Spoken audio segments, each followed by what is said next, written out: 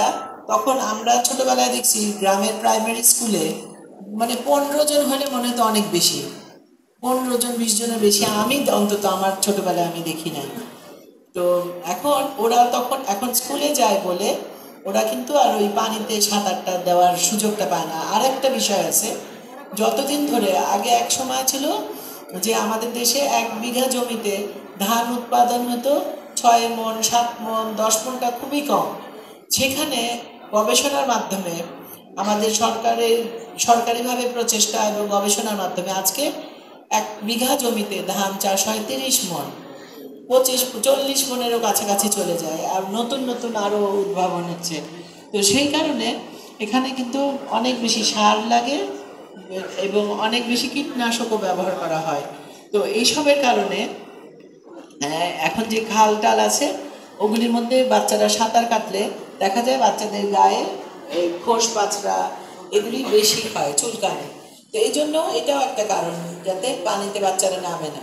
তো এই কারণে আমাদেরকে বাচ্চাদেরকে সাঁতার শেখাবার জন্য আলাদা একটা ব্যবস্থাপনা করা লাগবে।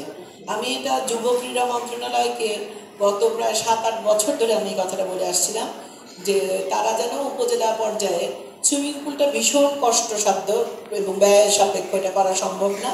প্রাকৃতিক একটা পুকুর যদি করা যায়, অথবা সরকারি যে ঘাস পুকুর আছে সেই পুকুরটাকে বেশি না 2.5 ফিট গভীরতা দিয়ে বা 2 ফিট গভীরতা দিয়ে সেই পুকুরটাকে যদি আমরা মেনটেন করতে পারি তো আমরা এটা কাপাসিয়াতে করব, অন্য জায়গায় না পারলেও। এটা আমি এবারও যে আমাদের যুব ক্রীড়া মন্ত্রী হয়েছেন নাজমুল হাসান পাপন, আমি একই কথা তাকে বলেছি যে একটা ডেজিগনেট করে দেওয়া, প্রত্যেকটা উপজেলাতে সরকারি পুকুর থাকে, সেই সরকারি পুকুরটা যেন স্কাউট কার্যক্রমের জন্য ব্যবহার করতে পারে। কারণ বিদেশে আপনারা জানেন কি না আমি জানি না, আপনারা এখন তো ইউটিউবে অনেক কিছু দেখতে পারেন, 6 মাসের বাচ্চাকে ওদের দেশে এটা বাধ্যতামূলক না, কিন্তু ওরা 6 মাসের বাচ্চাকেও টিউব দিয়ে পানির মধ্যে ছাড়ার অভ্যাস করে। তারপরে আস্তে আস্তে করে ওরা কিন্তু আস্তে আস্তে 2 বছর 1 বছর 2 বছরের মধ্যে ওরা সাঁতার কাটতে পারে। একেবারে হাঁসের বাচ্চা যেভাবে সাঁতার কাটে পানিতে, ঠিক একই রকম করে বিদেশে কিন্তু সব উন্নত দেশে ওইভাবে করে কিন্তু ওরা সাঁতারটা শেখে। কারণ আপনারা এটা জানেন যে সাঁতার শেখাটা খালি পানিতে পড়ে মৃত্যুর জন্য না, সাঁতার শেখা শিখলে সাঁতারটা শারীরিক মানসিক বিকাশের জন্য অনেক বড় ভূমিকা রাখে। কারণ এক মানে মনে করেন দ্রুত গতিতে 1 কিলোমিটার যদি কেউ হাঁটে তাহলে আপনার ক্যালোরি খরচ হয় 350 কিলোমিটার মতো, কিন্তু সাঁতার কাটলে 450 কিলোমিটার। কারণ সাঁতারে সারা শরীরের মাংসপেশিগুলি আপনার ব্যবহৃত হয়, সারা শরীরে যেটাকে আমরা মাসেল বলি, সব মাসেলগুলি একসাথে কাজ করতে পারে। তো এই কারণে আপনার এবং এটাতে মানসিক যে প্রশান্তি সেটাও কিন্তু অনেক বেশি হয়। তো এই জন্য কিন্তু স্কাউটিংয়ের মধ্যে সাঁতারটাকে অন্তর্ভুক্ত করা হয়েছে। তো বিদেশে এই কাজগুলি কিন্তু অটোমেটিক হয়। আর যাই হোক, এখন আরেকটা বিষয় হলো যে আমি কিন্তু এটা শুরু থেকেই বলে আসছি, আপনারা অনেকেই বললেন যে ধরেন 2003 সাল থেকে যে আমাদের শুধুমাত্র পাইলট স্কুলে এটা ছিল, পরে যখন 2008 সালে নির্বাচনে সোহেল নির্বাচিত হওয়ার পর, এবং 2003 সালেরটাও কিন্তু ওই সোহেলই তখন এখানকার কাপাসিয়ার এমপি, তো ওই সময় থেকে একটু ছোটোভাবে স্কাউটের জিনিসটা শুরু হয়। 2009 সালে যখন সোহেল কাপাসিয়ায় নির্বাচিত হলো তখন আমাদের এখানে সরোজ কুমার নাথ ইউএনও ছিলেন, উনি থাকার সময় তখন আমি সোহেলকে বলে বিশেষভাবে আমরা তখন এই যে প্রথম সরকারিভাবেও একটা শুরু করলো বিদ্যুৎ ক্যাম্প। তো ওইগুলি কার্যক্রম করার মাধ্যমে যে দেখলাম যে কাপাসিয়াটাকে, বাংলাদেশের অন্য জায়গায় কী হচ্ছে আমি জানি না, কিন্তু কাপাসিয়াটাকে আমাদের বিশেষভাবে নজর দেওয়া উচিত।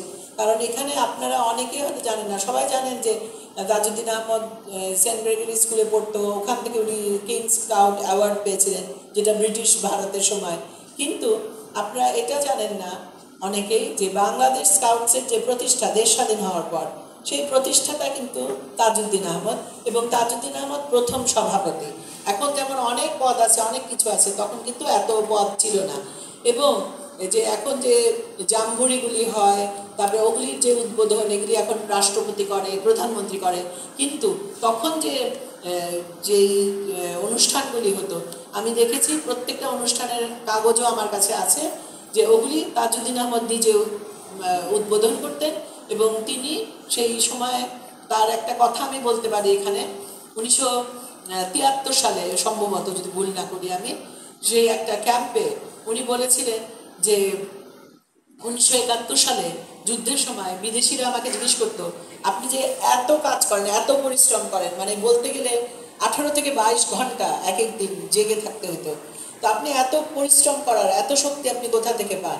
তখন তিনি বলেছিলেন, আমার স্কাউট জীবনের অভিজ্ঞতা, স্কাউটের পরিশ্রম এবং স্কাউটের যে স্কাউটার হিসেবে আমি যে মানে কি বলবো, মানুষের প্রতি দায়িত্বশীলতা আমার কাছে, সেই ছোটবেলার সেই স্কাউট জীবনটাই আমাকে আমার বর্তমান কাজে অনুপ্রেরণা যোগায়। এটা কিন্তু আপনারা মনে রাখবেন, কত বড় একটা কথা। বাংলাদেশের প্রথম প্রধানমন্ত্রী তিনি কিন্তু এই কথাটা বলেছেন। এবং যে স্কাউট আন্দোলনটা কেন, এখানে খুব সুন্দরভাবে ছোটভাবে এখানে লিখেছে জর্জ, আপনারা তো জানেন ব্যাডেন পাওয়েল এটা প্রতিষ্ঠাতা, তো উনি সৈনিক ছিলেন। তো এটাও জানেন যে উনি প্রথম অনুধাবন মানে বুঝতে পারেন যে মানুষকে ভালো করতে হলে, মানুষ ওই যে একটা কথা বলছেন না, আপনার কথাটা আপনি বললেন যে শুধু ভালো মানে মেধাবী ছাত্র হলেই হয় না, তার ভালো মানুষ হওয়া লাগে, কারণ ভালো মানুষ ছাড়া পৃথিবী চলতে পারে না। হয়, ধরেন বিড়ালের বাচ্চা যখন হয়, কুকুর যখন ছানা দেয়, ধরেন মুরগি যখন বাচ্চা হয়, একটা সময় পর্যন্ত মা মুরগি বা মা পাখি বা মা বিড়াল ওরা একটা সময় পর্যন্ত বাচ্চাটাকে বড় করে, কিন্তু মানুষ হলো একমাত্র প্রাণী যাকে জীবনের শেষ মুহূর্ত পর্যন্ত বড় হওয়ার, ভালো মানুষ হওয়ার চেষ্টা করতে হয়। যেই জন্য আপনারা এটাও দেখবেন, আমাদের নবীজি বলেছেন যে মানে দোলনা থেকে মৃত্যু পর্যন্ত শিখতে হয় মানুষকে। তো মানুষের কিন্তু শিখতে হয়, আবার বাবা মাকে সেই সন্তানটাকে ধরিয়ে দিতে হয় ভালো মানুষ হওয়ার জন্য। এই উদ্দেশ্য থেকেই কিন্তু জর্জ ব্যাডেন পাওয়েল এই স্কাউট আন্দোলনটা শুরু করেন। মাত্র মাত্র কতজন, 10 জন না কতজনকে নিয়ে বোধহয় শুরু করেছিলেন। এখন দেখেন যে আজকে বিশ্বের সব উন্নত দেশে সব থেকে বড় আন্দোলন হলো স্কাউট আন্দোলন। এটার থেকে বড় আন্দোলন নেই। আন্দোলন বলতে আমাদের দেশের মানুষ আমরা বুঝি আন্দোলন মানে হলো বিক্ষোভ করা, আন্দোলন মানে দাবি দেওয়া। আন্দোলন মানে হলো, আন্দোলন মানে কি, আন্দোলনের বাংলা অনেক অর্থ আছে। আন্দোলন মানে হলো মুভমেন্ট, বা এটার ঢেউ তোলা, মানুষের অন্তরটাকে পরিষ্কার করা। যে ঢেউয়ের মাধ্যমে, সাগরে যেরকম আমরা ঢেউ দেখি, অনবরত ঢেউ হচ্ছে, মানুষের অন্তরটাকে অনবরত ঢেউ জাগরণ করা, যে ভালো কাজের জন্য, সমাজের জন্য, নিজের জন্য। আপনারা দেখেন স্কাউট প্রতিজ্ঞায় কি আছে, স্রষ্টার প্রতি কর্তব্য পালন। আমরা যদি স্রষ্টার প্রতি কর্তব্য পালন করি, খালি আমরা যদি মনে করি যে নামাজ পড়লে রোজা রাখলে বোধহয় হয়ে যায়, কিন্তু নামাজ পড়ে বার হয়ে যদি আমি একটা মানুষের খারাপ চিন্তা করি যে ওকে কেমনে শিক্ষা দেওয়া যায়, তাহলে কিন্তু আমার স্রষ্টার প্রতি কর্তব্য পালন হয় না। আমরা যদি রোজা রেখে আমরা যদি মিথ্যা কথা বলি, আমরা যদি চুরির পয়সা দিয়ে রোজার ইফতারটা করি, তাহলেও কিন্তু আমাদের রোজাটা বৃথা। কারণ আমরা মনে করি আল্লাহ কিছু দেখতে পাচ্ছেন না, কিন্তু আমরা আদতে কিন্তু জানি যে এটা আমরা অন্যায় কাজ করছি। তো এই জন্য দেখেন এখানে বলাই আছে যে মূল নীতি বা প্রতিজ্ঞার মধ্যে যে স্রষ্টার প্রতি কর্তব্য পালন। স্রষ্টা কি বলেন? স্রষ্টা বলেন মানুষকে কষ্ট দিও না। এই যে জন্য আল্লাহ তাআলা বলছে যে মানুষকে যে কষ্ট দেয়, সেই মানুষ যে কষ্টটা পায়, সে যদি ক্ষমা না করে, যে কষ্ট দেয়, আমিও স্রষ্টা, আমি আল্লাহ, বা আল্লাহ তাআলা বলছেন যে আমি স্রষ্টাও কিন্তু তাদেরকে ক্ষমা করতে পারি না। তো এই যে কথাটা, এটাও কিন্তু স্কাউট আন্দোলনের এই স্রষ্টার প্রতি কর্তব্য পালনে এই জিনিসটা আসে। তারপরে বলছে অপরের প্রতি কর্তব্য পালন। দেখবেন যদি দান করেন, মানুষকে যদি দেন, দানের থেকে আনন্দ কিছু নাই। যেমন জাকাতটা আল্লাহ তাআলা বাধ্যতামূলক করে দিছে যে তোমার সম্পদের উপরে এতটুকু জাকাত। এখন আমরা মনে করতেছি ওই জাকাতটা দিয়ে ওই 7.5 ভরি সোনা, তারপরে আমার কত টাকা আছে ওইটার উপরে মাত্র আমার তাহলে জাকাত কত হয়, 50,000 বা 30,000 বা 20,000 বা 10,000, এটা দিয়ে দিলেই আমার সব হয়ে গেল। কিন্তু আল্লাহ তাআলা যে আরেক জায়গায় বলে রাখছে যে মানুষ ভুলে যাবে, মানুষ করবে না, মানুষ কর্তব্য পালন করবে না, এই জন্য তাদের উপর বাধ্যতামূলক করে দিচ্ছে আমি জাকাত, কিন্তু দানের কোনো সীমা রাখি নাই। দান যদি করতে পারে অকাতরে মন খুলে, তাহলে তার যে সোয়াব, তার যে ভালো কাজ, ভালো অর্থ, এটা কিন্তু কোথাও পাবেন না। দানটা, এই যে আজকে মনে করেন আপনারা ক্যান্সার রোগের কথা সবাই জানেন, যে ক্যান্সার রোগের চিকিৎসা, এই যে আপনারা মনে করেন ধরেন ডায়াবেটিস, তারপরে পৃথিবীর মধ্যে যা যা রোগ আছে, কিডনি বলেন, হার্ট বলেন, লিভার বলেন, এই যে অনবরত যে এগুলি ভালো করার জন্য ওষুধ, এগুলির যে তৈরি করার জন্য গবেষণা, এই গবেষণা কাজে আপনারা কি খালি মনে করছেন যে আমেরিকান সরকার পয়সা দেয় বা যা ইউরোপের সরকাররা পয়সা দেয়? না, ওইসব দেশের সরকার যেমন পয়সা দেয় গবেষণার জন্য খরচ করে, তেমনিভাবে যারা ধনশালী, সম্পদশালী, যারা অনেক টাকার মালিক, যেমন আমি এখানে বলে দিতে পারি, এখন বিশ্বে বর্তমানে ক্যান্সার চিকিৎসায় সব থেকে বেশি টাকা দান করে বিল গেটস ফাউন্ডেশন, বিল এবং মিলিন্ডা গেটস ফাউন্ডেশন, যারা ক্যান্সার চিকিৎসায় সব থেকে বেশি টাকা দান করে। ওয়ারেন বাফে আরেকজন আছেন, উনি আরেকজন ধনশালী মানুষ। তাদের যেমন বিল গেটস, তার নিজের যা আয় করেন, যা লাভে 100 টাকা লাভ করলে 90 টাকা দান করে দেন মানুষের চিকিৎসা খাতে। তাহলে এই যে দান করতেছে, দান করলে তার সম্পদ কমে যাচ্ছে না, কারণ কবরের মধ্যে আমরা কি নিয়ে যাব? বা যে হিন্দু মানুষ, যা সনাতন ধর্মের, পোড়ায় দিলে কি থাকবে? কিচ্ছু থাকবে না। বা যে খ্রিস্টান, তার কবরটা কফিনের মধ্যে চলে যাবে, সে কি নিয়ে যাবে? কিচ্ছু নিয়ে যাবে না। তাহলে দান করার থেকে উত্তম কিছু নেই, মানুষের জন্য কিছু করা। দান মানে খালি টাকা দিয়ে দান করতে হবে না, মানুষকে তার যদি কোনো একটা সমস্যা হয় তার পাশে থাকা, তাকে কষ্ট না দেওয়া, এটাই হলো কর্তব্য পালন অপরের প্রতি, এবং নিজের প্রতি কর্তব্য পালন। নিজে যদি আমি ভালো থাকি, তাহলে আমরা যদি এখানে যারা বসে আছি, আমরা বেশিরভাগ মানুষই যদি ভালো হই, এখন আমি যদি বলি আপনারা সবাই ভালো কিনা, আপনারা সবাই হাত তুলবেন, কিন্তু আমরা সবাই মনে মনে জানি আমরা কতটুকু ভালো। প্রকৃতপক্ষে যদি হাত তুলতে বলি, খুব কম মানুষে হাত তুলতে পারবেন।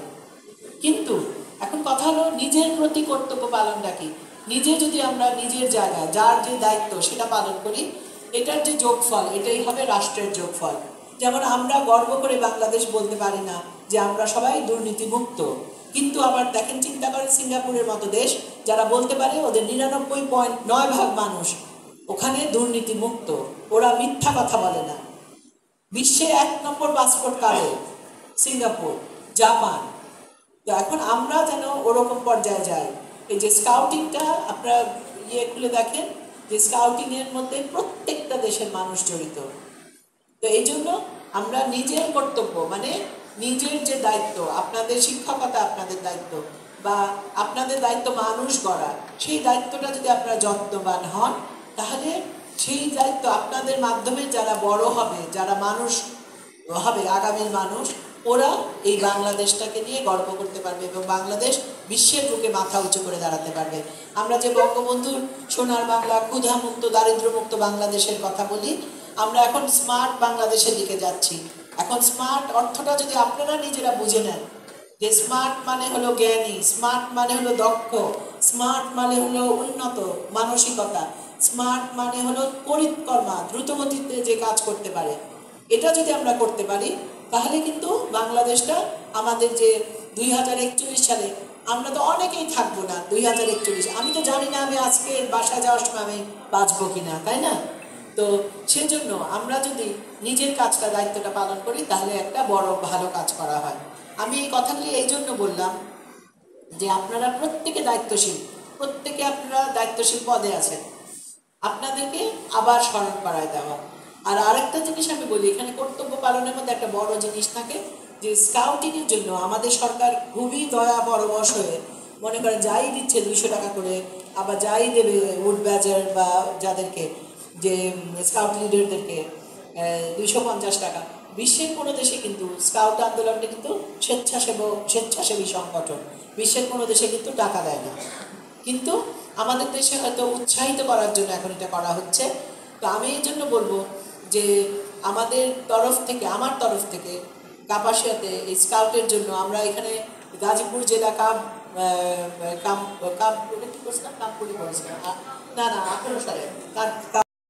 অনেক টাকা, অনেক লক্ষ টাকা সারা গাজীপুর জেলার জন্য। আমি কিন্তু আমার যে বন্ধু বান্ধব আছে তাদের কাছ থেকে বলে, তারা জানে যে আমি এই কাজগুলি করতে চাই, তাদের মাধ্যমে আমি এই কাজটা করি। আমার নিজের যতটুকু সম্ভব ছিল, কারণ আমি নিজে চুরি করি না, আমার এত টাকা নেই, তো আমার পক্ষে সম্ভব না, এতটা প্রায় 20 লাখ টাকার কাছাকাছি খরচ হয়েছে। আজাদ মাস্টার সাহেব আমার পিছনে বসা আছেন, ওনারা যারা তখন কাজ করছে, যে যিনি আওলাদ, তারপরে আপনারা সবাই জানেন যে এই টাকাগুলি দিয়ে আমি কিন্তু চেষ্টা করছি যে কাপাসিয়াতে আমি সবসময় চেষ্টা করি যেন স্কাউট আন্দোলনের সাথে সবাই যুক্ত হয়। এই আন্দোলনের সাথে যুক্ত হলে ভালো মানুষ তৈরি হবে। এখানে একটা কথা লেখা আছে যে দেখেন যে একজন ভালো দায়িত্বশীল নাগরিক হতে পারবে সে, স্থানীয় জাতীয় আন্তর্জাতিক পর্যায়ে তার একটা গ্রহণযোগ্যতা থাকবে, সে ভালো বুঝতে পারবে। স্কাউটের সাথে যারা জড়িত তাদের কিন্তু আচার আচরণ বিনয় অন্যরকম। তো এই জন্য আমি বলি ছোটবেলা থেকে হতে হবে এই কাজটা, আপনারা করবেন। আর আপনাদের দায়িত্ব আছে একটা, বিশেষ করে আমি দেখলাম, এটা এটা বলতে বলতে আমার এখন লজ্জাই লাগে, তাও আমি বলে ফেলি, যে আপনারা যে মাধ্যমিক পর্যায়ে যারা আছেন, মাদ্রাসা হোক বা মাধ্যমিক স্কুল হোক, আপনারা কেন চাঁদাটা দেন না? কারণ বন্ধুরা সবসময় আক্ষেপ করে দিচ্ছেন যে আমি সোনার বাংলা তৈরি করবো কিভাবে মানুষ যদি ভালো না পাই। তো এই জন্য এই আক্ষেপ নিয়ে যেন আমাকেও না মরতে হয়, অন্তত কাপাসিয়ায়। তো সেই জন্য আপনারা একটু চেষ্টা করবেন, এবং আপনাদের এই চেষ্টাটা অব্যাহত থাকুক। আর আমাদের কাপাসিয়া উপজেলায় যে একটা ভবন তৈরি করার কথা